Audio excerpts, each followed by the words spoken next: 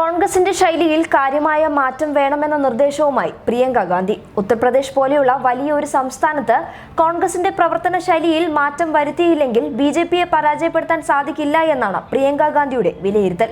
ഇതിനായി 3 നിർദ്ദേശങ്ങളാണ് പ്രിയങ്ക ഗാന്ധി മുന്നോട്ട് വയ്ക്കുന്നത്. മഹാസഖ്യവുമായി രഹസ്യസഖ്യമുണ്ടെന്നും എന്നാൽ കോൺഗ്രസ് ദുർബലമാകുന്ന ഒരു തീരുമാനവും ഉണ്ടാകരുതെന്നും പ്രവർത്തകരോട് നിർദ്ദേശിച്ചിട്ടുണ്ട്. അതോടൊപ്പം മഹാസഖ്യമായി ഒന്നിച്ചു പ്രവർത്തിച്ചാൽ അത് 2022 നിയമസഭാ തിരഞ്ഞെടുപ്പിൽ തിരിച്ചടിയാകുമെന്ന വിലയിരുത്തലും പ്രിയങ്ക ഗാന്ധിക്കുണ്ട്. കോൺഗ്രസ് ശക്തി കുറഞ്ഞ പാർട്ടിയായിട്ടാണ് മാധ്യമങ്ങളടക്കം യുപിയിൽ വിശേഷിപ്പിക്കുന്നത്. എന്നാൽ കോൺഗ്രസ് യുപിയിൽ ഒരു സ്പോയിലർ ആവുമെന്നാണ് പ്രിയങ്ക നൽകുന്ന സൂചന. കോൺഗ്രസിന്റെ അടിത്തട്ടിലുള്ള പ്രവർത്തനം ബിജെപി, എസ്പി, ബിഎസ്പി, ആർഎൽഡി തുടങ്ങിയ എല്ലാ പാർട്ടികളുടെ തോൽവി പല സീറ്റുകളിലായി ഉണ്ടാക്കാൻ സാധിക്കുമെന്നാണ് ഭീഷണി. കോൺഗ്രസിന് നഷ്ടപ്പെടാനൊന്നുമില്ലെങ്കിലും ജയസാധ്യതയുള്ള സീറ്റുകളിൽ മാത്രം പ്രവർത്തിക്കാനാണ് പ്രിയങ്ക ഗാന്ധിയുടെ മറ്റൊരു നിർദ്ദേശം.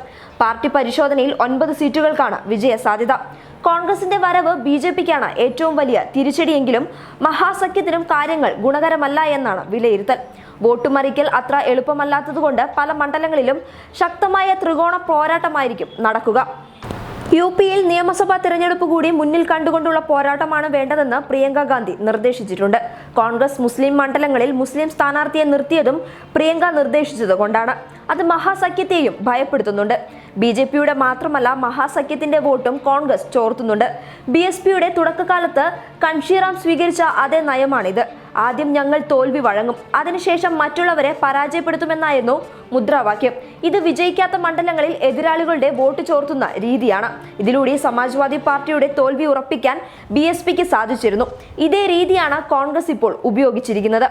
ബിജെപിയുടെ 40 സീറ്റുകൾ കോൺഗ്രസ് കാരണം നഷ്ടമാകും. ഇത് മഹാസഖ്യത്തിന് കാര്യമായ നേട്ടമുണ്ടാക്കും. പ്രിയങ്ക ഫാക്ടറാണ് ഇതിന് കാരണം. തിരഞ്ഞെടുപ്പ് നടന്ന 4 ഘട്ടങ്ങളിലും കോൺഗ്രസ് പ്രവർത്തകർ ഇത് സജീവമായി നടപ്പാക്കിയിരുന്നു. 40 സീറ്റുകളും ബിജെപി 2014 വൻ ഭൂരിപക്ഷത്തിൽ നേടിയതാണ്. ഹിന്ദു വോട്ടുകൾ 55% കോൺഗ്രസ് നേടുമെന്നാണ് ബിജെപിയുടെ തന്നെ ഗ്രൗണ്ട് റിപ്പോർട്ടിൽ പറയുന്നത്. ചെറിയ മാർജിനിൽ ബിജെപി ജയിച്ച മണ്ഡലങ്ങളിൽ ഇത്തവണ സമാജ്വാദി പാർട്ടി തേരോട്ടമുണ്ടാക്കും. മഹാസഖ്യത്തിന് വോട്ട് മറിക്കാമെന്ന് പ്രിയങ്ക രഹസ്യമായി കോൺഗ്രസ് നേതാക്കളോട് നിർദ്ദേശിച്ചിട്ടുണ്ട്. പക്ഷേ അപ്പോഴും പ്രതിസന്ധി മഹാസഖ്യത്തിനാണ്. ഇവർക്ക് ഉറച്ച 20 സീറ്റുകൾ ബിജെപിയിലേക്ക് പോകാൻ കോൺഗ്രസ് സഹായിക്കും.